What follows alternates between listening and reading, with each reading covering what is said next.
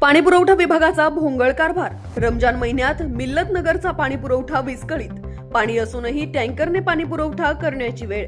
श्रीरामपूर शहरातील मिल्लत नगर भागात पाणी पुरवठा विभागाच्या भोंगळ कारभारामुळे 2 दिवसांपासून पाणी नसल्याने नागरिक हैराण झालेत। रमजान महिन्यात मुस्लिम बहुल भागात पाण्याची टंचाई निर्माण झाली।